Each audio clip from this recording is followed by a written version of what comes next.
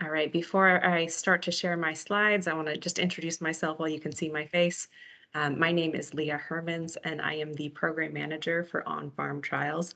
Several of you got to see my face yesterday during the welcome orientation session, and today we're going to be talking more about on-farm trials specifically. So it's good to see some of your faces, and I'm going to keep everyone on mute for the time being, and then when we get to the question and answer portion, feel free just to raise your hand. And I will unmute you, or you can unmute yourself. You can enter questions into the chat as well, but I can't see those in real time. So the easiest way is just to ask it during the Q&A, but if you have a question that you don't want to forget, feel free to throw it into the chat and we'll get to it later in the session. All right, I'm going to start sharing my screen.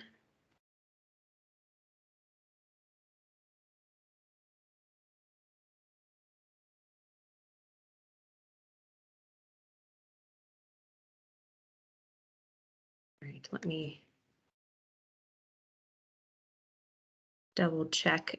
Kip and or Jean, if you could just confirm that it looks like the meeting is being recorded, and let me know, give me a thumbs up, or just pop on and say hello if you can see my slide deck right now. Yes, can see the slide deck and it is recording. Awesome, thanks Kip, appreciate that confirmation. All right, so you should see my slide deck in presenter mode right now, full screen. And I will dive into things. Like I said, my name is Leah Hermans, Program Manager for On-Farm Trials, and today we're going to be discussing a lot of considerations and kind of key questions that come up that are specific for on-farm trials. For the agenda today, we're going to talk about getting started with on-farm trial projects in general, and there are a lot of those key considerations and questions for on-farm trials that I want to go into detail about for the first 45 minutes or so of the presentation. We'll save time for questions and answers. I think I'll be presenting for about half an hour, and then we've got about 15 minutes for questions.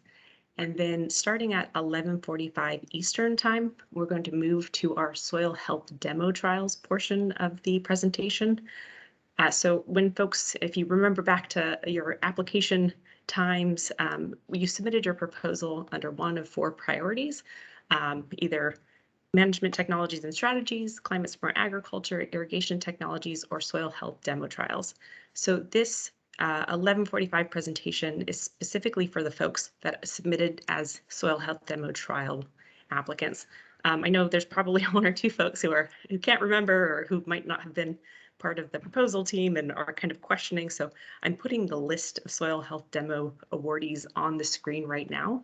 So if you are one of these 9 projects listed here, you'll be hanging on at 11:45 for that soil health demo specific presentation. If you're not on this list, then you will be welcome to jump off at 11:45. We did save some time in the original agenda for one-on-one meetings with your technical contacts later this afternoon, but that was really just a suggested window. Heard from your technical contacts by now, either setting up a time in that window or another day that's convenient for you.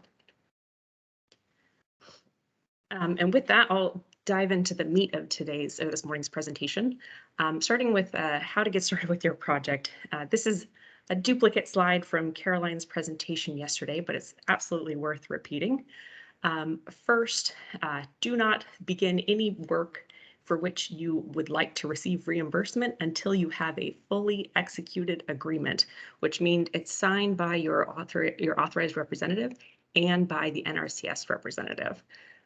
As of right now, of the 18 projects that we have, 5 of them have been fully executed.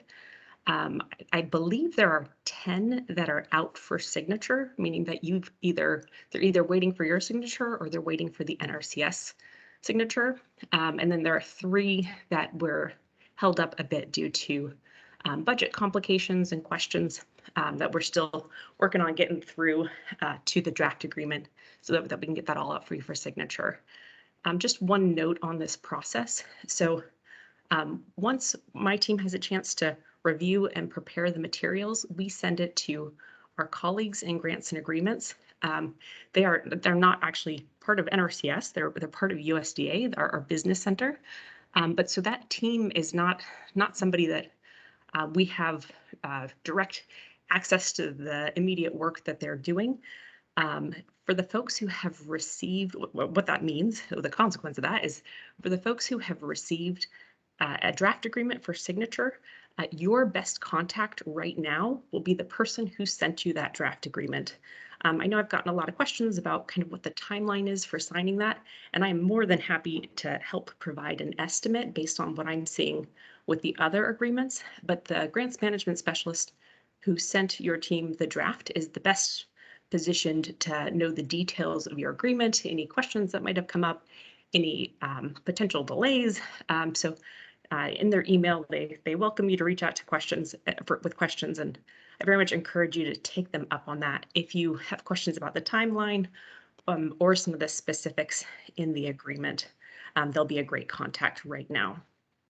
But again, big picture, please do not get started until you have that fully executed agreement.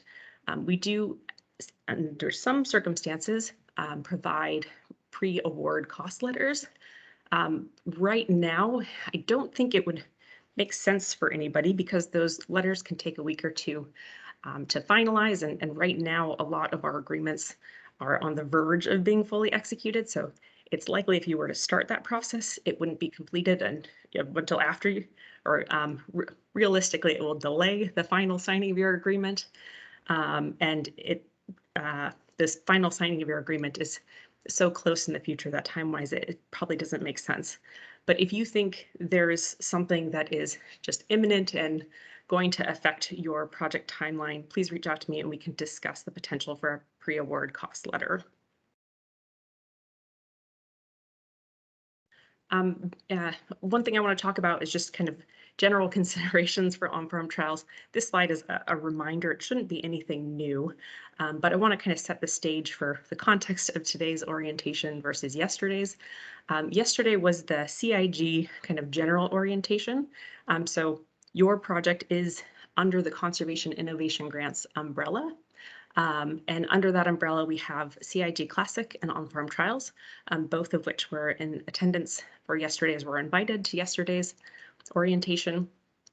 On-farm trials projects in general are a little bit more structured. There's more rigidity to how they can be structured than our CIG Classic projects. And because of that, we're having this session today to talk about some specific considerations that only affect on-farm trials, but that won't affect our general CIG Classic awardees. And that is, the structure of that is really that our on-farm trials projects are based around providing technical assistance and incentive payments to producers, and then evaluate to incentivize them to adopt certain practices, and then evaluating the results of that.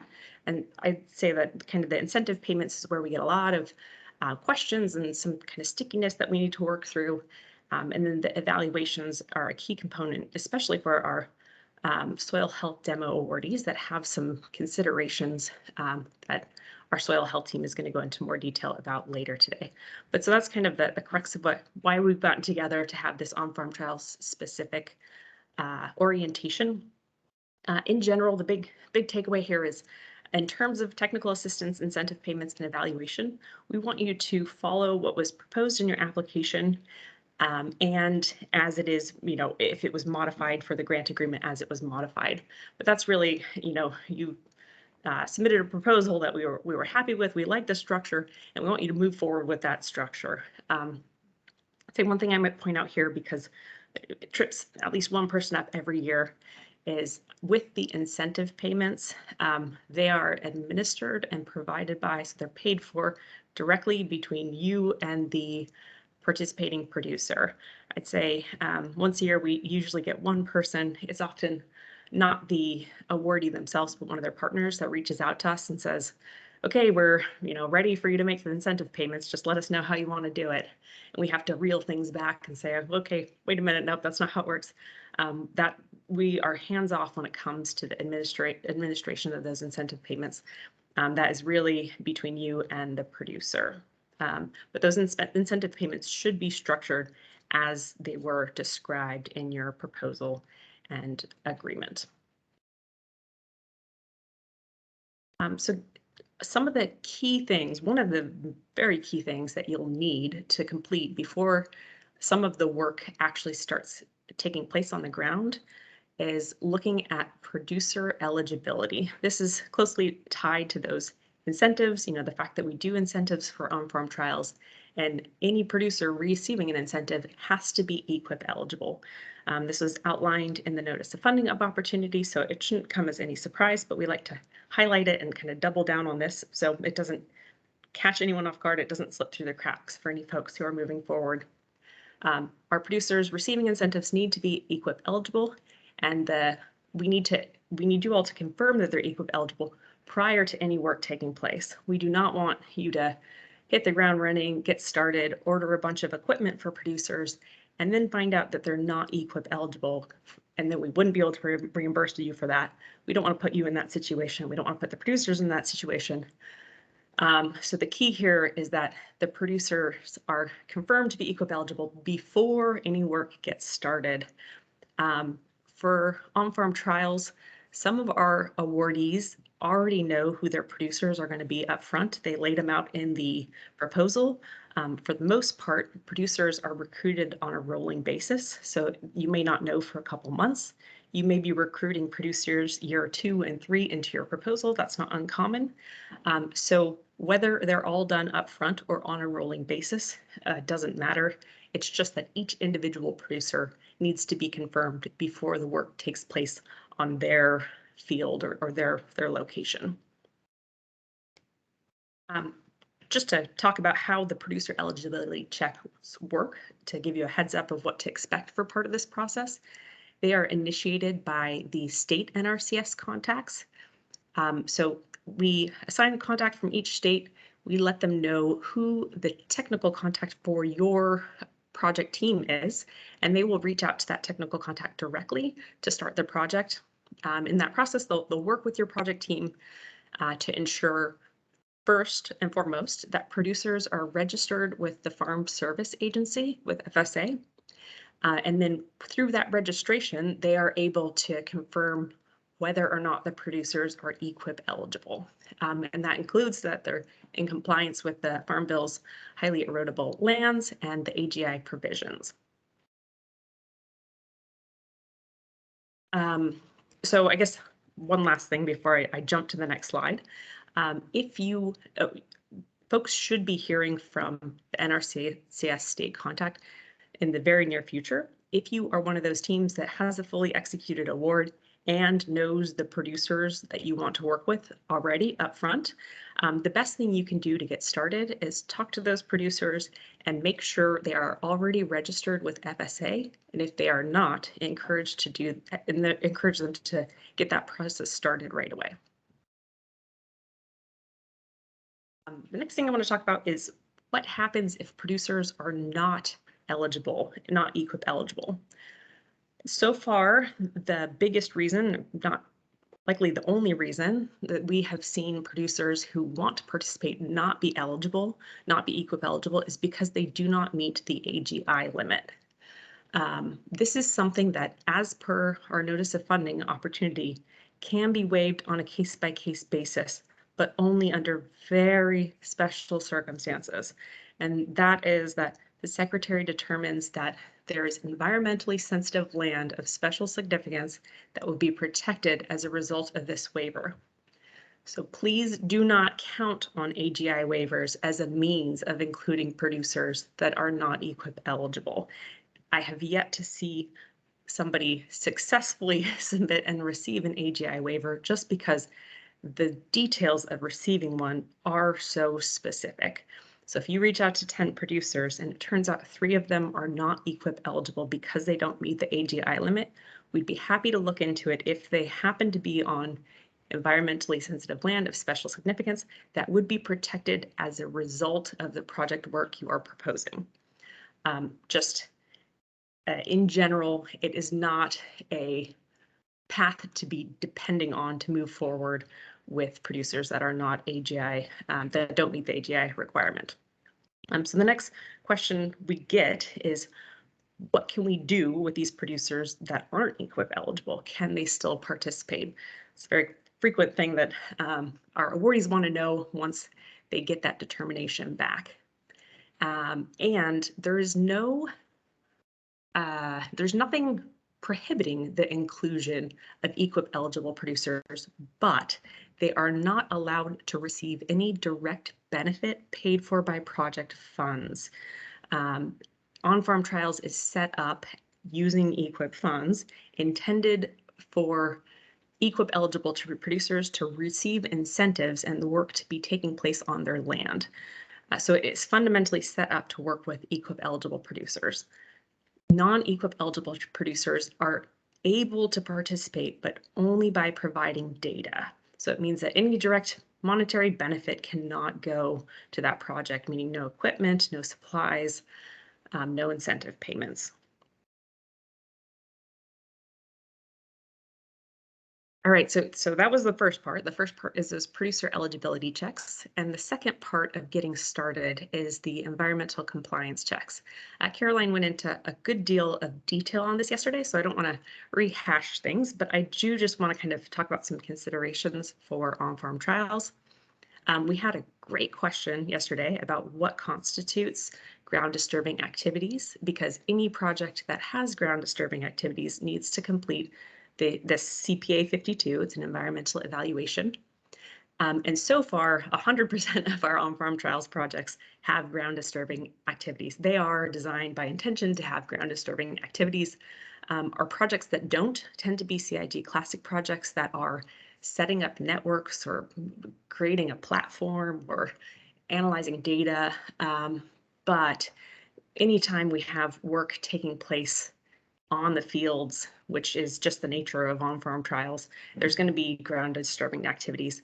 The good news is the CPA 52, for the most part, is a very straightforward form to complete. And once it's completed, you can move forward. It's in rare cases, which we have not seen yet, but there can always be a first, that there could potentially be some issues with the environmental impacts of the project. Then we would request that the grantee prepares an environmental assessment or impact statement. Like I said, it hasn't happened yet, but it could. For the most part, this is a very easy form that your state will help you fill out so that you can move forward.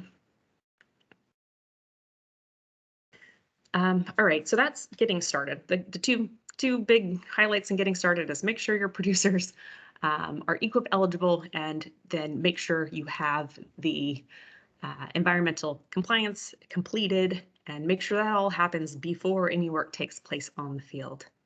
Now I want to move into some frequently asked questions we have, some key considerations that we get about on-farm trials projects. The first one is a big one that we already got a question about yesterday, so I was really glad to see this is something that you're already thinking about, and it has to do with duplicative payments. Our Notice of Funding Opportunity states that awardees are responsible for ensuring incentive payments are not provided to a producer for any conservation practice, system, or approach for which the producer has already received or is contracted to receive funding through another USDA program. What that means is no double dipping. We cannot provide incentive payments to a producer if they are receiving USDA funds to do the same thing, pretty much. We are seeing that as the same practice, approach, or system on the same land at the same time. So at any point that it overlaps with their participation in your on-farm trials project. That doesn't mean that they can't receive any USDA funding or Nrcs funding. They are more than welcome to participate in other USDA Nrcs programs for practices that are not covered by your incentive payments. And they could also practice or participate in other Nrcs programs in the future. They could have participated in programs in the past. For the most part, on-farm trials projects, well, not for the most part, they are intended to incentivize practices that are not widely adopted. So this really isn't a big issue, because in general, you're not paying incentives to people to do things they've already been doing. We're incentivizing them. That's the whole part, is to get them to start these things. But we still want to check. And the best way that we recommend that you do that is just to talk with the producers directly, have them provide a statement or let you know that they are not currently receiving any USDA funds for the practices which they are going to receive an incentive payment, nor do they plan, or nor will they receive other USDA funds for that same practice. So just confirmation that you get from the producer will suffice from our end. We cannot go into the back end and tell you which practices your producers are contracted for without a privacy agreement. And even under those circumstances, that wouldn't, if the producer wanted to be deceptive, they could go into their Nrcs office a month later and sign up for the same practice. I think to some good degree trust our producers, but we do want that confirmation up front that that's not something that they are actively doing or plan on doing during the lifetime of your project.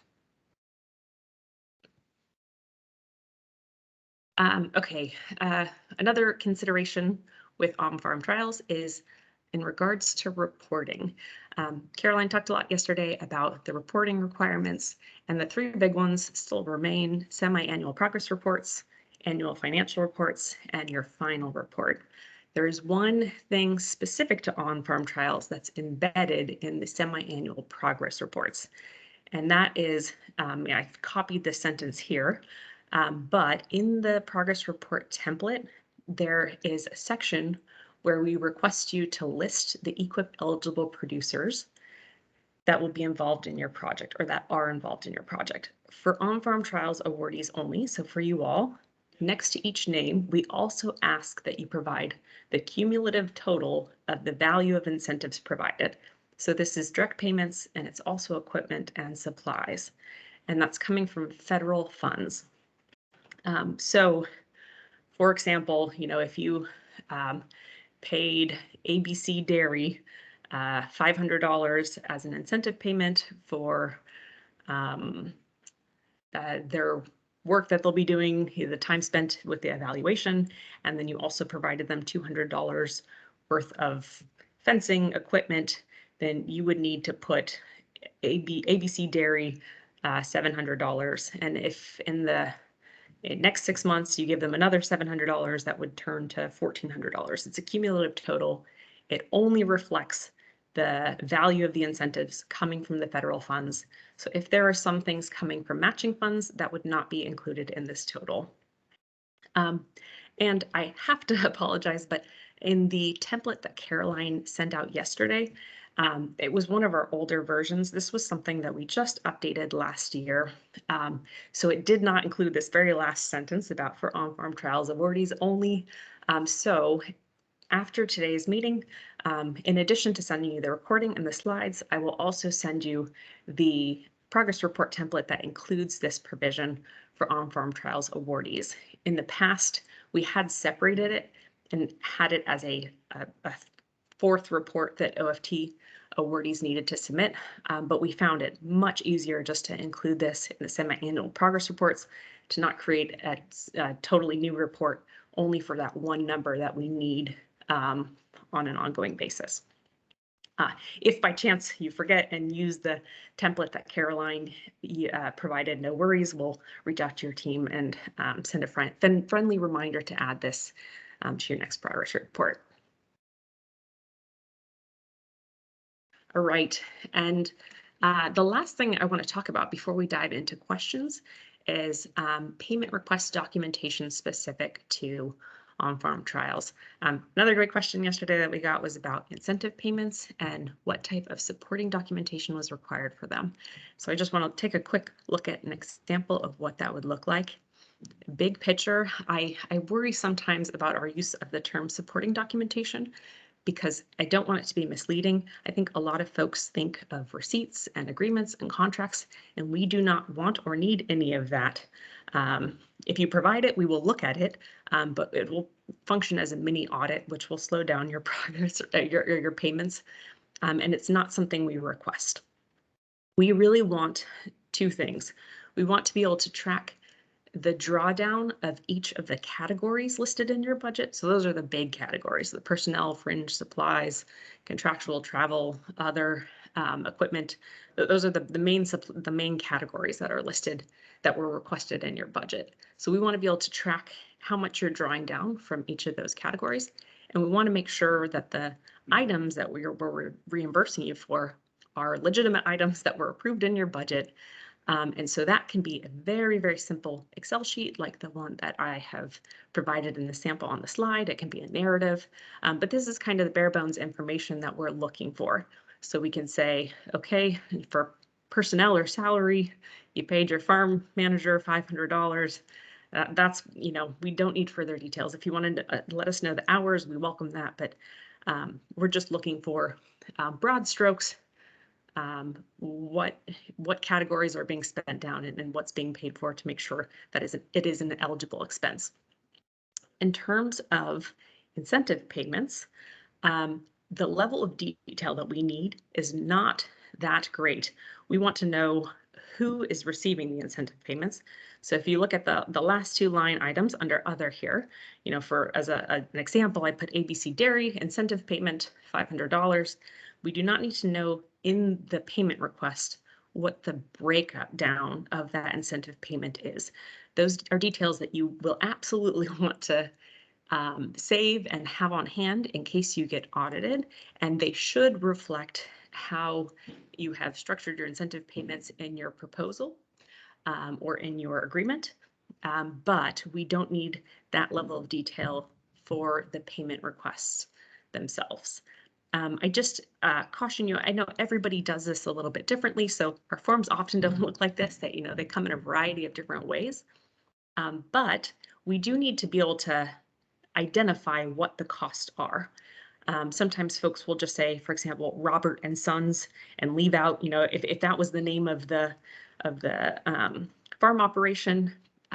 We don't know if Robert and Sons is a dairy that you're providing an incentive payment for, or if they are a translation service. So then that slows things down because we need to come back to you and be requesting further information on these line items. But we're just looking for enough information to tell us what these items are and kind of who they went to. All right, so that was kind of a brief kind of introduction to the considerations that are specific to on-farm trials, but I guarantee that as you guys get started, more questions will come up. And so I wanted to give you a sense as to who's going to be best positioned to help answer those questions. Caroline went into some detail yesterday about the role of your technical contact, and hopefully you'll be meeting with your technical contact today or within the next week. They are the best person to ask any questions about methodology, to check in about progress.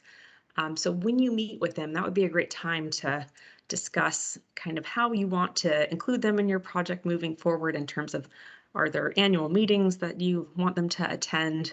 Is it just a semi-annual call that you want to hold? They will be reviewing your progress reports, and often they check in with you all after they review the progress reports. But each relationship between the technical contact and the awardee is different, and it's flexible to suit your needs.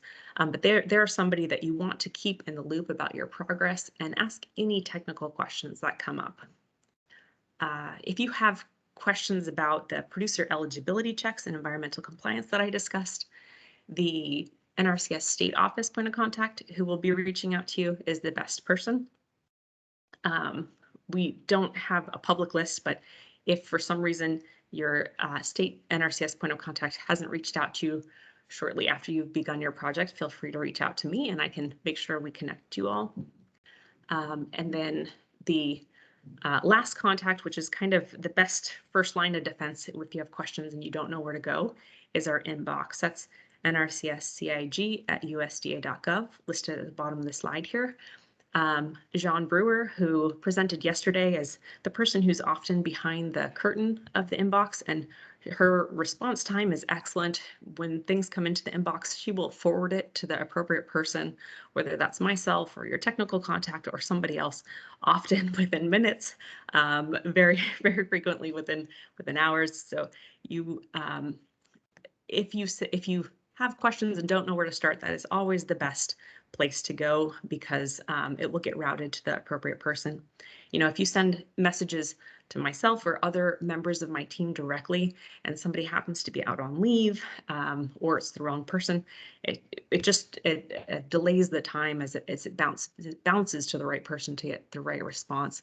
But that NRCS CIG box, either Jean or my colleague Havla, who was also on presenting yesterday, or myself or Caroline, are always on the back end of that to get you a quick response. All right. With that, I would like to open things up for questions, which is perfect timing because looks like we have about 15 minutes before we move on to the next session. So I'm going to stop sharing my screen so I can check and see if we have any hands raised or questions coming into the chat.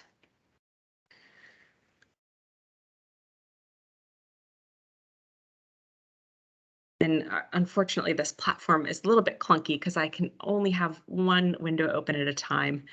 So just pardon me as I take a moment to read through to see if I can find the questions.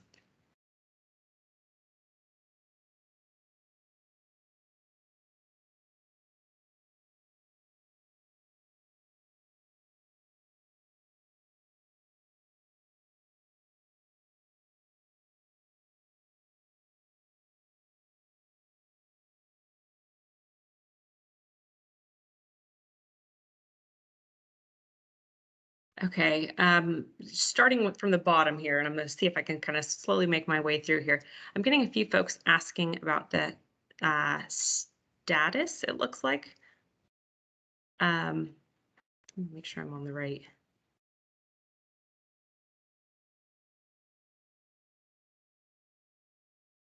Yeah, about the status of your agreement.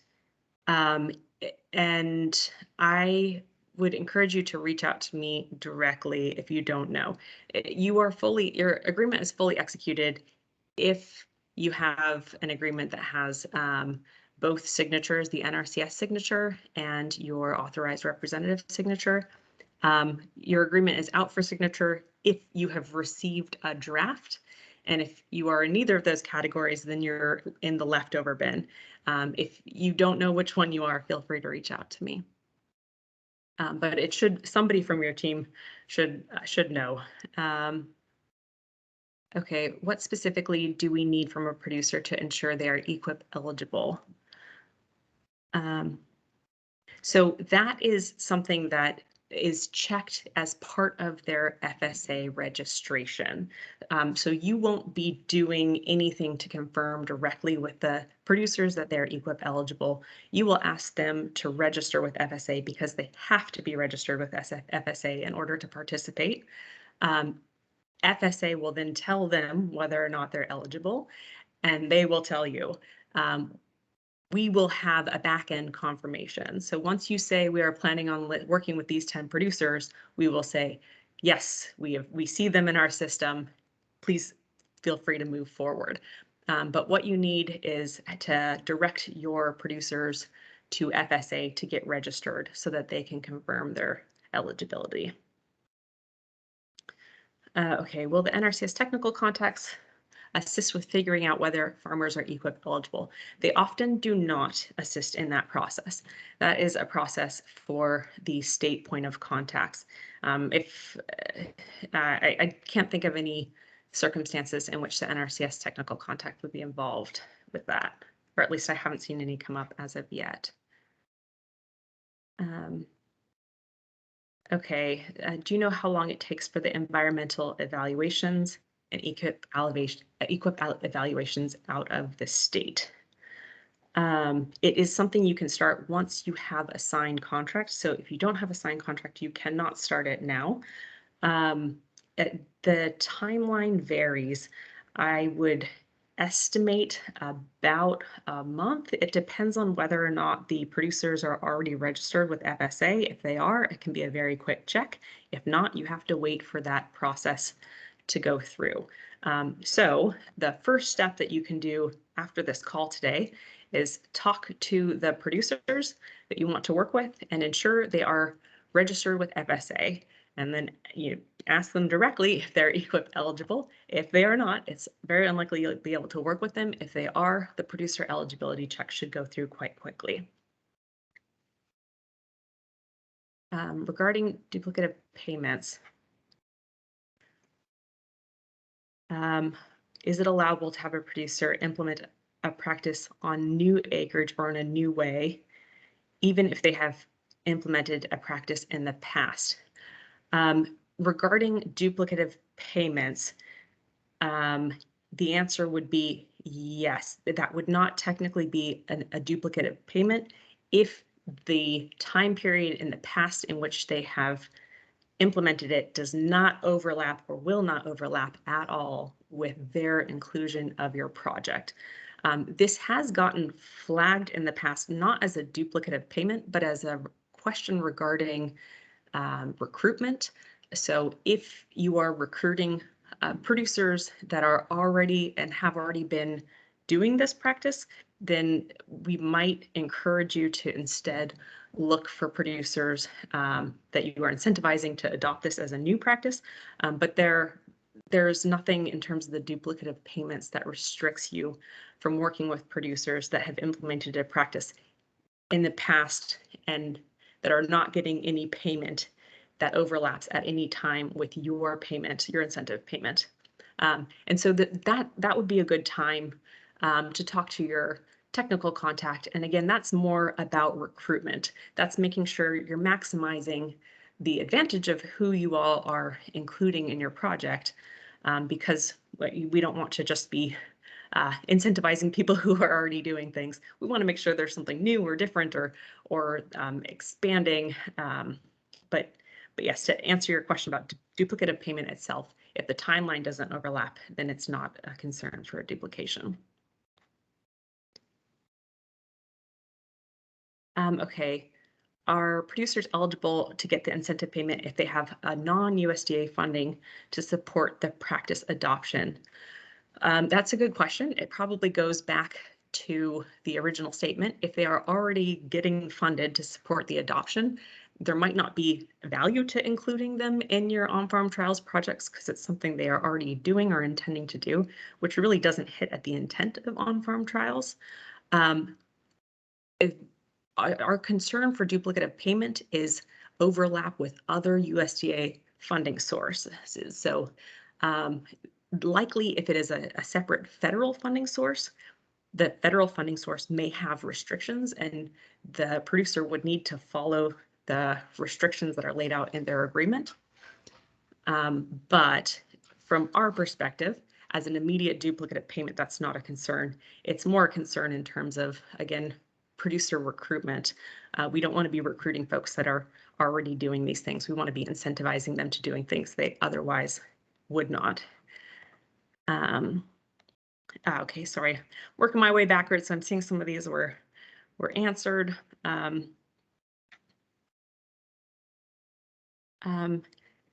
Does the grantee making so does the grantee make contracts for participating producers receiving incentive payments, or does Nrcs have a template? We do not have a template. The contracts between you and the producers are 100% up to your organization to craft. We are working with multiple states. Will be assigned a state contact for each state or just the lead state? You will be assigned a state contact for each state. Can participating producers receive funding for the same practices for which they are receiving an incentive practice after the payment is over? That's a great question. That's one that we get often. That depends on the state and it depends on the practice. So kind of big picture, their application for EQIP funding may be or likely will be not as highly prioritized if it's something that the resource concern has already been addressed through this project. But there are examples of EQIP practices. And it's very state dependent and it's very practice dependent. There's nothing prohibiting them at all from an on-farm trials perspective from receiving EQIP funding in the future. Their application for EQIP funding may just not be as competitive as other applications if it's a practice that they have already implemented and a resource concern that has already been addressed. Okay, does sampling soil constitute ground disturbing activity? Anthony, that is a great question, and I don't know the answer to that off the top of my head. I would guess that it does not, but often cases with OFT projects, it's not just sampling soil, it's going to be other things that are going to constitute the ground disturbing activity. So again, I don't think I've had any example of OFT projects that have 0 ground disturbing activities. When the state reaches out to you, they're the folks that are kind of the experts in filling out these forms, and they can help you in terms of deciding what's ground disturbing activity and looking at your project holistically to see the potential impacts. Are we supposed to craft an actual contract? There is no OFT requirement to craft a contract between you and the participating producers. So there's no requirement. It's really up to you to decide how you want to work with their participating producers, what types of agreements, how formal or informal those agreements will be. Just the bottom line is that the incentives need to be structured based on what you proposed. And their inclusion needs to align with what was proposed in your proposal and ultimately your agreement. But there's no requirement for a formal contract. That's really up to you and your organization. All right, I think I've gotten through all the questions in the chat and just at the perfect timing because it is 11:44, so I'm going to be passing things over to my colleagues in the soil health department. If questions come rolling in, I'd be happy to answer them. If you want to, again, reach out to the Nrcs CIG inbox, your technical contact or myself, because I know more questions will come up down the road. So before I pass things over, I just want to put up my slide one more time so you all can see who, for folks who might have joined late, to see who is a soil health demo awardee, so you know who's supposed to be hanging on. And while I get that slide up, Carl or Brandon, do I have you on the line? You do. Yes. Oh, awesome. Okay, I'm just going to share this really quickly, and then afterwards I will allow you all to share your screens and take over. One last time, the folks listed here are soil health demo awardees, and the presentation that's going to take place over the next 45 minutes is directed at you, intended for you. Anybody not on this list, please feel free or encouraged to jump off now because the information provided from here moving forward will not be concerning your project. And so with that, I'd like to just thank the folks that are going to be jumping off. And again, feel free to reach out to the CIG inbox or myself with any questions that come up as you get started. And I will pass things over to my colleague, Brandon Smith from the Soil Health Division, who is going to be presenting on some of the data collection and soil health demo specific considerations. So take it away, Brandon. All right, thanks, Leah. Okay, let me just make sure I'm sharing okay. You able to see that? Yep, I can see your screen. Okay, fantastic. So Carl Koch and I will be talking to you today about the soil health demonstration trials in particular. I'm the acting director for the Soil Health Division, and Carl Koch is the Special Projects Coordinator. So we're going to just go through some of the things that are specific to the on-farm trials and then open it up for questions and answers later on. So I'm just going to shut my camera off here so I don't distract myself. But all right, anyhow, so the on-farm soil health demonstration trials are a bit different than the other on-farm trials. The goal really of these is to demonstrate long-term successful soil health management systems. We call them SHMSs. So it's either to demonstrate those or production systems that are being transitioned to a SHMS. So this was authorized in the 2018 Farm Bill, and part of this was that we actually not only are going to collect a minimum data set, but we're also going to collect some economics data related to the economics of soil health. So there's quite a bit of data that is going to be collected. So Carl and I will go over a bit of that. We'll talk about the reporting, evaluation protocols and methods, and then what we call the minimum data set, but you'll probably see it's more like a maximum data set. So there's a lot of data requirement. So yeah, I'll turn that over to Carl now for this next slide, and he can talk about the reporting. Hey everyone, Carl Coates, Special Projects Coordinator for the Soil Health Division. As Brandon mentioned, there's a lot of data collected with these soil health on-farm trials. Part of that reporting is that every year we're required by statute to give an update, a report to Congress on how the projects are going. These are separate from the financial and semi-annual progress reports that Leah and Caroline have been talking about the last couple days. This report is just, kind of look at it as a chance to highlight what your project has done, and with the idea that this will be seen in Congress. It's designed to give a brief project status and overview. I'll show the slides that we have as a template for this report here in a moment, but it's pretty simple. We just need, basically a little different information than you're submitting on the progress reports. It's more visual and maybe a higher cut. So yeah, I mentioned that we'll use this to develop the congressional report. And normally these are, or every year these are due April 20th. If it's your first project year, I think we normally give you a pass, because as we know, a lot of the agreements are, the ink is still drying on them, or they haven't actually been fully obligated and signed yet. So first year, maybe not so important to get that in. What I will do is, Brandon, would you advance to the next?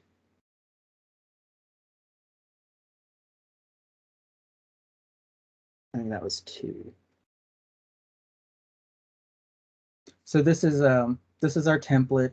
It's 3 slides long, and this is what you'll use next year for your first year congressional reporting. We call it the illustrated concept report. So really a focus on visuals. What are you all doing in the field, and what brief description of the product or the project. Would you advance, Brandon? Projects, barriers, milestones. Just what we're really looking to capture here is a high cut 30,000 foot view of the project and how it's going, and we'll combine all the input together and aggregate that into the congressional report and use that to satisfy that requirement. Next slide, Brandon. Okay, this is the final slide of that template, and this just for additional information or any extra highlights that you want to give. Next one, Brandon. So originally we were supposed to have what we're calling our lightning talks this week, but our division ran into several barriers to having the time to do that. We would like to schedule those March 9th from 11 a.m. to 1 p.m. Eastern time. I believe, and Leah, if you're still on, you can correct me if you have another idea. But since you all be responsible to give a 3 to 5 minute presentation on what your project is, and basically, introducing your project to your technical contact. So that'll be March 9th. And my idea is that even though you're not required to submit the illustrated concept report this year, it might be good for you to fill out as much as you can on that template, and maybe use that for your lightning talk template. And then you'll have something built out you can go back to next year for the congressional report. Yeah, Carl, if you don't mind, I just want to add one thing here, because we got a question in the chat box that directly relates to this. This is a great networking opportunity for all the soil health demo awardees to see what else is being done, to hear from the other awardees. And these lightning talks are really just very short, usually 3-minute pitches of your project for the soil health division staff, for the other technical contacts, and just as important, for the other awardees to know what's going on in this cohort of soil health demo awardees. So hopefully, Anthony, that answers your question, and more information will be forthcoming on this. All right, sorry to interrupt, Carl. No, thank you for clarifying, Leah. So that is about all I had to talk about for this. I'll turn it back over to Brandon, and we'll kick off the discussion on the minimum data set and the like. All right, thanks, Carl. So when you applied, you probably spent some time on this page, or hopefully you did. On this page, it describes a bit more about some of the data that we're looking to collect, and what some of the sources for that data are or is. And then here, under the more information, we have specific links to particular templates that are supposed to be used and directions to those templates. So I think you can just search for soil health demonstration trials, and I think this is the first hit that you normally get. So I just want to get into a few details on these, and then I'll save 5 minutes at the end for some of our contractors who are working with us now from Spatial Front. They are helping us actually transition from this idea of putting all this data into spreadsheets and having all these spreadsheets floating around to actually having an application-based entry point for it.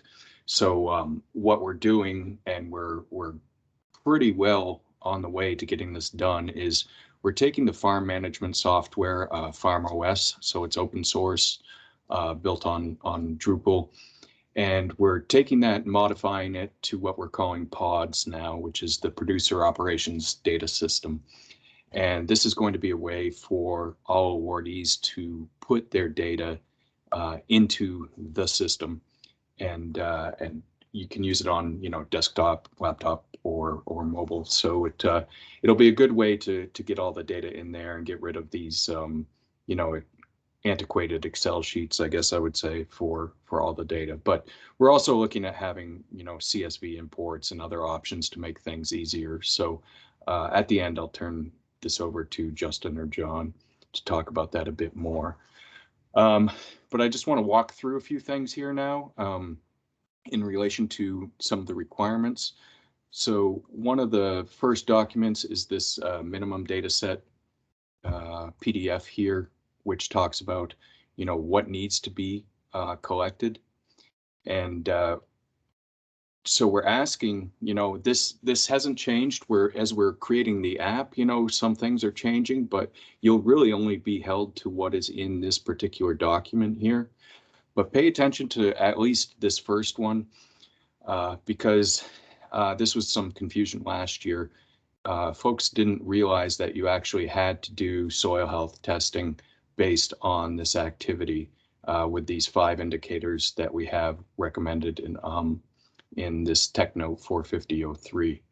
So I guess keep that in mind. I will send these to Leah to distribute after this after this meeting, but here's the standard for soil health testing. If you haven't seen it before, it outlines what to do, and then it talks about what is involved with the basic soil health test. So this is what we're asking for people to collect for soil data, and then this is something that well, I'll touch on later, but we'll end up scoring all this data through our system to provide a relative scoring, I guess, or relative ranking in how the soil compares to similar soils, similar management systems in similar climates.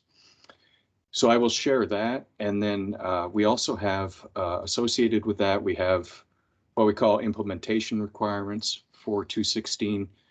These are, you know, they're geared towards NRCS planners, but you could also use them too.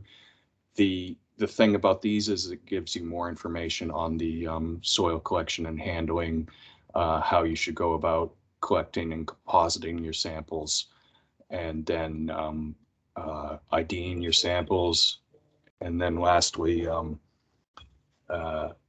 what you need to do for post-analysis scoring and interpretation. So I was talking about this just before this. So there's this, we've developed a SHAPE procedure, soil health assessment protocol and evaluation.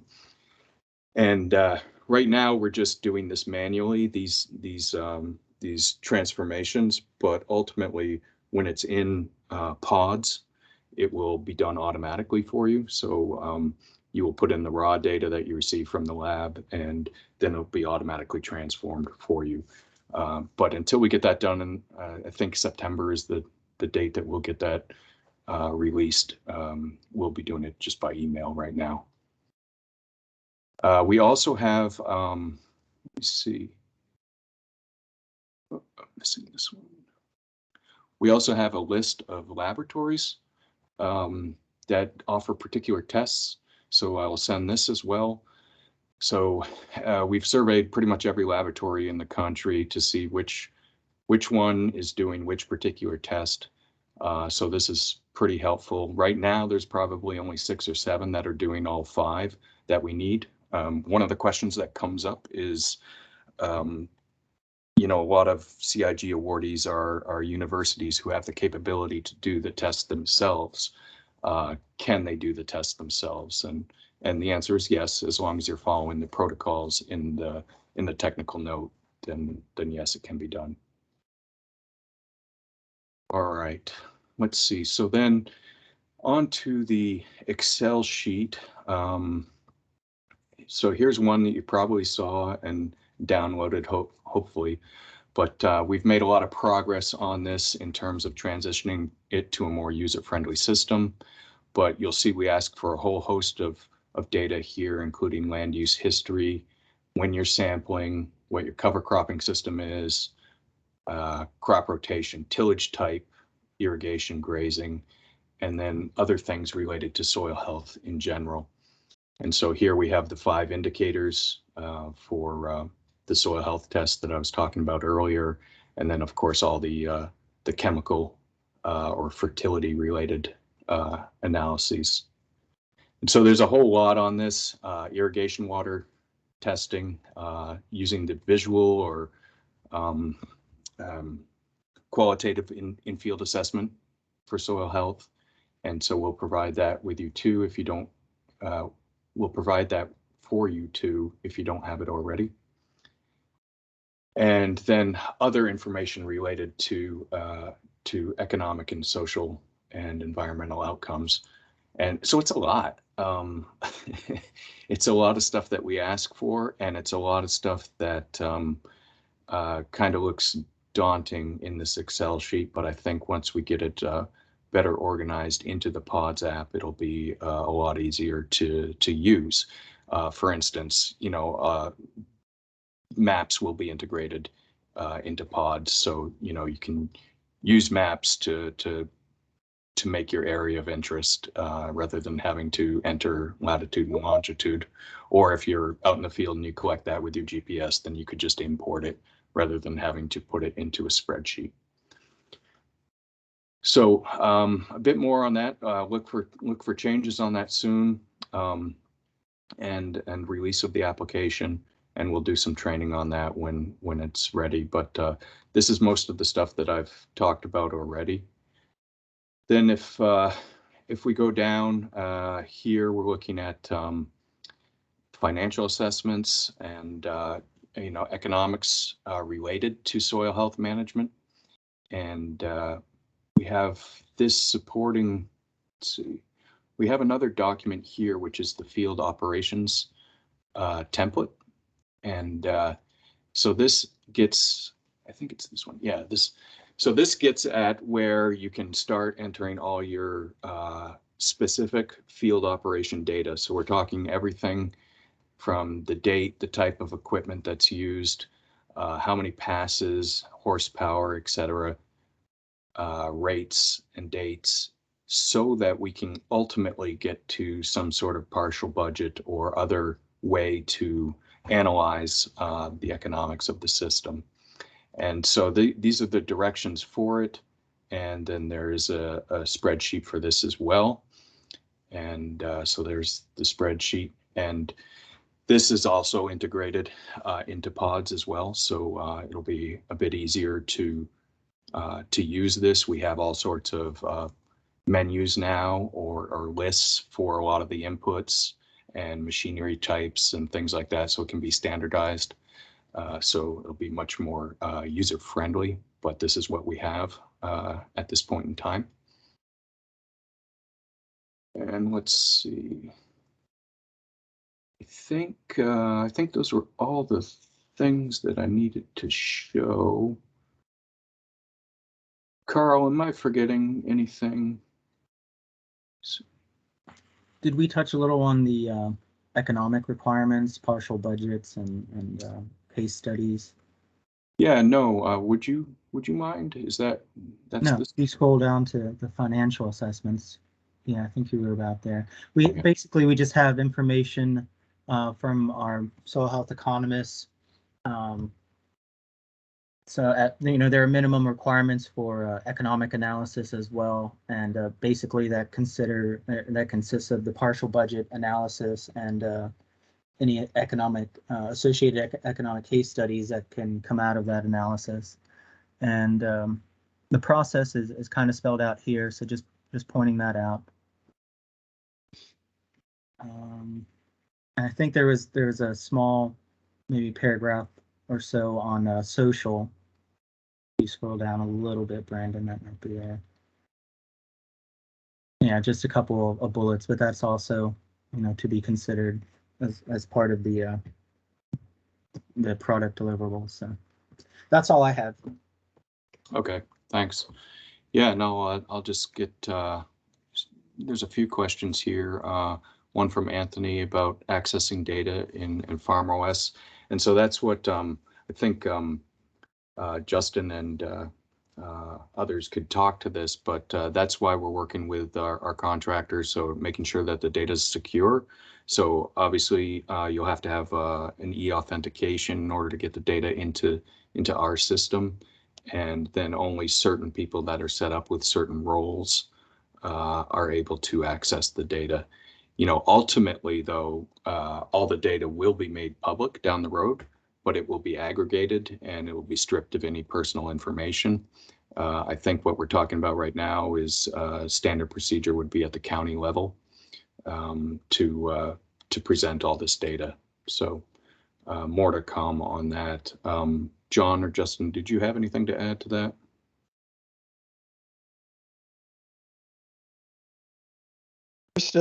Hi, this is John Haynes from SFI. I'm a business analyst with the contracting team.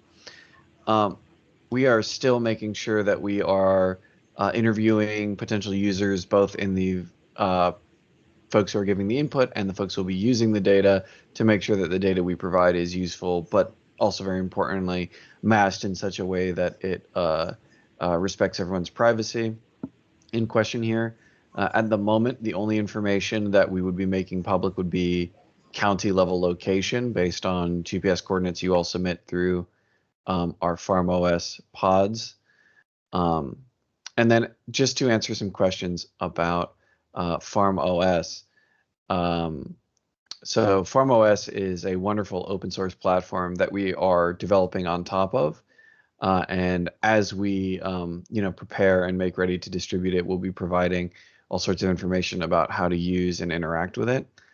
If you are interested in learning more about Farm OS, I highly recommend checking it out. It's a really, really cool tool that you can find at farmos.org. And you can see all sorts of stuff that it's used for there, for farm management planning and record keeping in particular. Yeah, that's all I really wanted to share at the moment. That helps, John. Thank you. Let me see. So Josh, your question was, these projects are required to collect data on all of the soil health indicators. So I guess I would say all the ones that we are asking to be collected. So I'm not sure, Josh, what you mean by all, but yes, for at least the laboratory analyses, those 5 in the soil health test for 216, and then the visual qualitative infield analysis.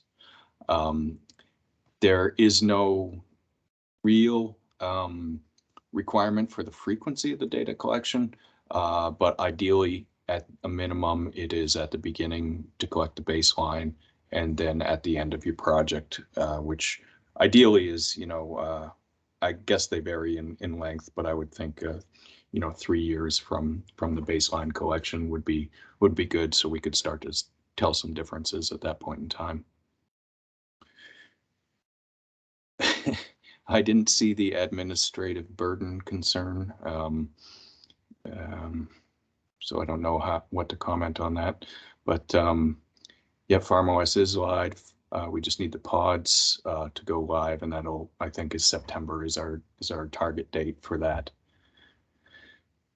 Is the dataset collection frequency requirement the same as the illustrative concept report annually on the April 20th, or does it follow the biannual progress reporting timeline? Good question. Great question. So we'd like it just to be annually, and it doesn't necessarily have to be April 20th. It could be when you get the data together at the end of the calendar year, and they have synthesized it.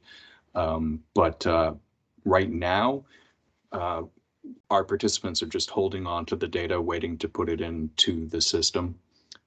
So until we get pods up and running, just hold on to your data. But then, yeah, I expect an annual entry. Of course, you can enter anytime, but I think the goal would be to have it at least once a year entered. Any other questions? Anthony, I see you on the screen, and you're the one that wrote about the administrative burden. You want to add to that? Sure. I just put some notes. Can you guys hear me? Yep. We're thinking we're going to have 10 producers in Montana. Let's say each of those producers manages deeded or leased 1,000 acres. We're going to pull, let's say, 100 samples per acre from 3 depths. When you multiply these numbers out, I'm pretty sure you are not saying that whatever that is, 10,000, 30,000 times 100, so we're talking about 3 million samples, that you're not going to expect us to be analyzing those 3 million samples for your 5, right? Carbon, permanganate, oxidizable, aggregate stability, whatever the other 2 were, right? The ACE protein. That is a great point. No, that 3 million would be cost prohibitive for sure. But no, so this is a great question because it brings up the soil health management unit concept. So the idea is that you group similar soils with a similar management or similar treatment together, and then you get one aggregate sample or one composite sample from that management unit. And so it's your discretion on, what size the management unit is, but typically it's the treatment area, unless the soils are really variable within that treatment area. Does that make sense?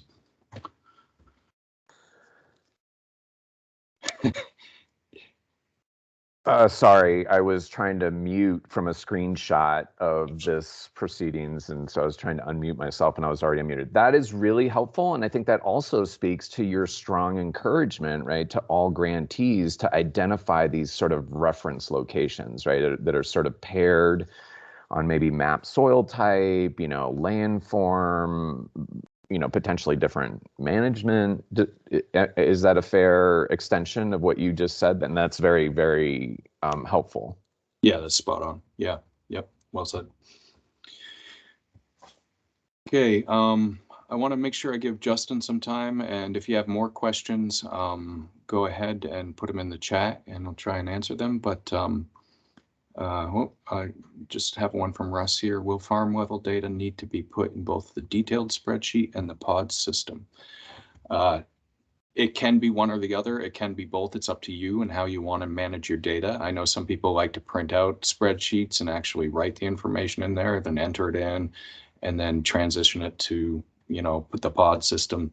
That may be a route. You could also just enter it directly into pods if you want, or you can use whatever other software you want to use and then transition it over to pods. So yeah, and like I said, we ultimately will have a CSV import too, which will probably save everybody a whole lot of time once we get things up and going. So how will transition occur if that is happening? I think, or I hope I answered that, but in September it'll come out. We'll do some more training and try to answer specific questions at that point in time. Justin, do you want to take a few minutes? Yes, I'd love to. How's it going, guys? As Brandon said, I'm Justin, and I'm the user experience designer with SFI, and I'm helping Brandon and his team develop this pods product. So I want to walk you guys through very briefly our early draft of the interface, just let you have a look at it. We're also going to be sending out a survey to get your input on the current version of the interface, but we think it's really important to involve people that are going to be using it with the creations who can get your feedback. So I'm going to share my screen, just walk you guys through briefly the input, the interface, and if there are any comments, I'd love to hear them at this time, but also know that you will have opportunity to capture more detailed comments and share them with us with the survey we're going to send you. So let me see if I can share my screen and we'll get started.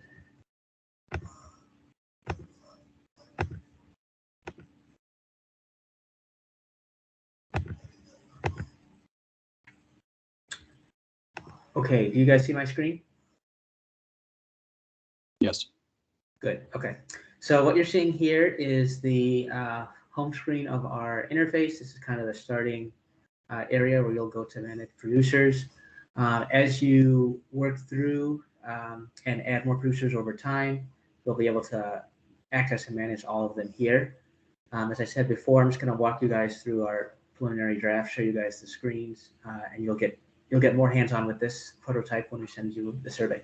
So when you're starting, obviously you're going to be adding your producers if you don't have any. So you'll click on Create Producer. It's going to ask you some questions about where they're located. You can name them. And you'll see at the bottom of each section, you have a few options. You can always save what you're doing and come back later if you don't want to finish all that's on the form. You can mark it as complete. If you mark it as complete, that'll submit the data and it'll check to make sure the data is correct. Make sure you have the right units. Make sure that if you have dates, one date is not in the past or overlapping another date that wouldn't make sense. Just going to do some logical checks for you. And then obviously you can delete an entry and you can also go to the next part of the entry. So after you've entered your producer, then you're going to add your soil testing methods. As you can see, we have a number of form fields here. We will enter that information. Some will be drop down, some you'll be entering yourself. And then after you've entered the soil testing method, you can create your schmooze from that. So you'll click on this button and it'll ask you some questions about your schmooze. You can create multiple schmooze here. Once you've finished those schmooze, you can go to your schmoo details. Now, one thing I want to point out again, I already said it, but I just want to point it out. There is a lot of information here that we're asking for, and we are always allowing you to stop at any point and fill out stuff later. Some things you're probably not going to have all the info at all at one time anyways. So it's we want to make it very easy for you to come back and finish later or add information later. The next thing you're doing is you're adding your soil health management unit details. You can see you're drawing the unit on the map. We'll generate some geometry points from that. You're entering all your information here. The other thing you'll notice that on each section, we're always telling you how many fields there are and then how many sections there are. So this particular page has 5 sections and this particular section has 7 fields, just so that you're always knowing where you're at. So similar to the other screens, after you filled all this in, we'll go to the next screen. One thing to point out here, we'll be working on iterating this to figure out the specifics in the future, but some fields will be closed by default, and if you have information, you can add them. If not, you can leave them as they are, but we'll be working with Brandon's team and also with all of you to see which fields you want to be displayed by default. So after you've finished this, again, you're going to the next section. You're adding your soil measurements. Now, if your soil sample area is the same as your SHMU, it'll just copy over the same exact area on the map. If there's a subsample, then you'll be able to draw a subsample here. It's also important to note that a lot of these fields will be auto-calculating from other fields where it makes sense. So you can see in this section, we have a lot of dynamic data that's pulled from other places. So some of the lifting will be done for you. And as you've seen previously, it's just very similar. The fields that are required are marked here. You can always save and come back later. So at the end of this, you also have the option. You can save for later, mark as complete, go to next. And then the last thing that we'll do is the operations. You have all those fields here. And so we'll enter your operation information. And then the last thing I want to, or the last 2 things I want to call out is you can also always go back to a previous section as you're working. And I just want to briefly show you kind of what the save function looks like. So if you're, let's say that you filled out maybe 10 fields on this application and you want to save it, come back later.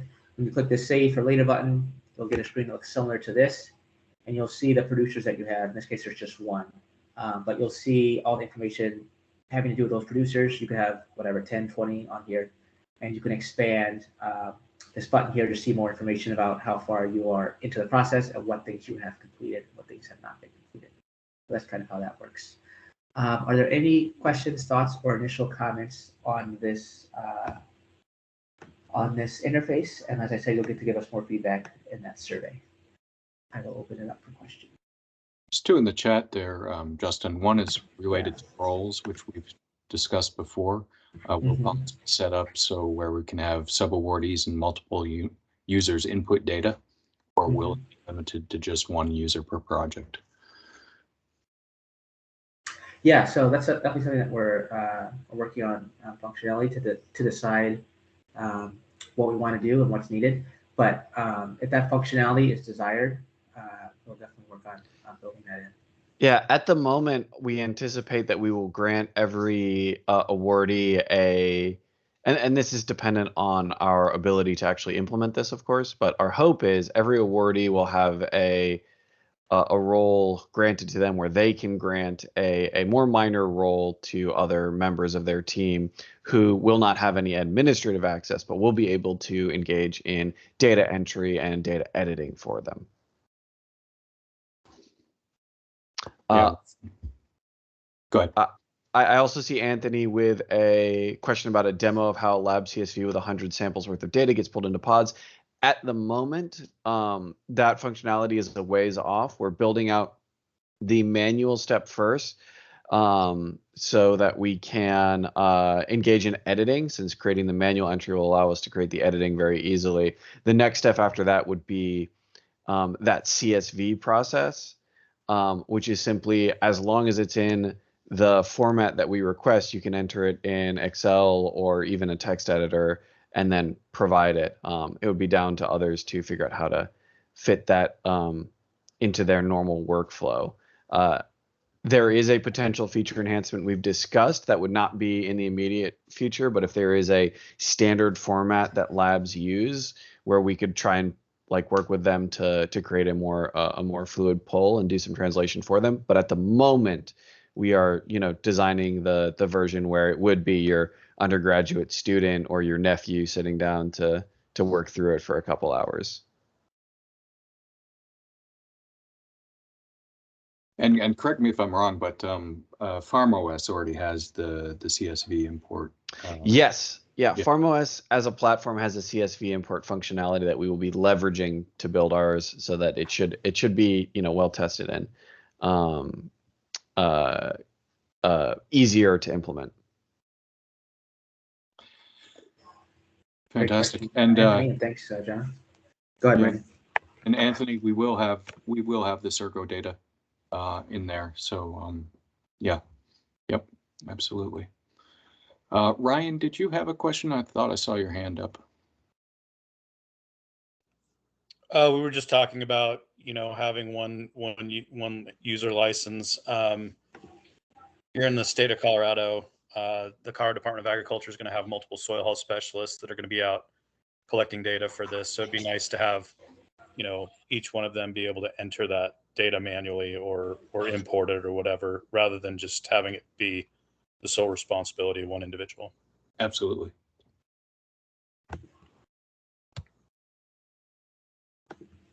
All right. And Justin, you're going to share your survey, is that right? Yes, I have my survey as well. So what you guys will see on the survey is that it's very similar to what I just showed you. It's very similar to the screens you just saw. The only difference is that you will be able to leave detailed comments, and you'll be able to talk about any additional items that you want to see, and you'll be able to review each screen. So let me pull that up. Just give me 1 second.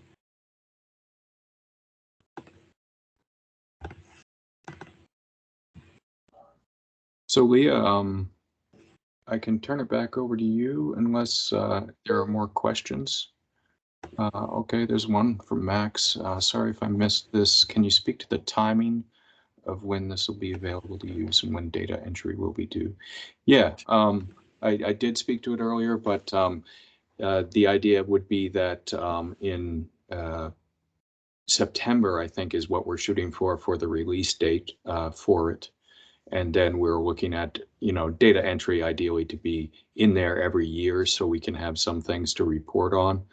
But obviously you could enter data at any point in time as well. Thanks, Brandon. All right, guys, I just want to take you briefly through the form. Do you guys see the form? Yeah. Okay, great. So what our form does is ask you obviously for your general information, ask you for your producer location, your location, amount of producers as well. You can pick this drop down. She'll just be giving us some basic info about your familiarity with the product and yourself and your producers. And then we get into specifics about the application itself. So this first instruction part here, this is what we just did together. We walked through each screen on the prototype. So this link takes you back to what we just looked at. So you can review that again if you'd like, and there's instructions on how to use it. You just click through the buttons like I was doing. And then after you've clicked through the buttons, you get to talk to us about the order of the screens, order of information. You get to answer about the language. We're asking you some questions here about the functionality of the buttons, if there's anything else you want to see. Then after you answer all of this, you'll go to the next section, which gets into the nitty-gritty of each particular screen. So with this section, there were 7 screens that I showed you. And with each screen, you're just telling us, do you want to see anything additional and do you have any comments?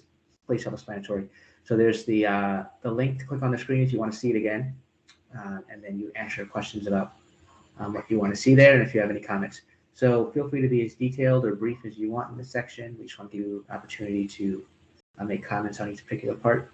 So we'll be sending this out via email. And also, if you have any questions, you can let us know. But that's kind of what the survey looks like. Any questions about the survey, the format, or really anything that I just want to. I'll check the chat again as well. Oh yeah, Anthony. Yes, you, Brandon. I think Anthony's going to take your spot as my favorite person because he is the end user himself, asking if I can test him. So yes. Previously, Brandon gave me access to some end users, so I told him he's my favorite person. But now you are the end user asking if you can test. So yes, Anthony, I will keep you in mind, and that is great. I would love beta testers. Any other thoughts, questions?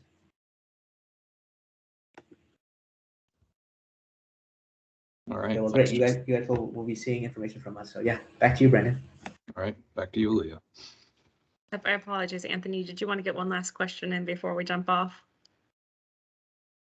Just I don't know if this is appropriate, but these are called soil health demonstration trials or on-farm trials, right? And it's interesting to me that the spreadsheets, as sort of wide as they are per sample, I might have missed something just related to what are your top soil erosion rates? Did I miss something? That's a great great point, Anthony. No, we didn't require Russell 2 runs or anything for erosion prediction or anything like that. But certainly, of course, you can do whatever you would like to do on top of the minimum data set requirements.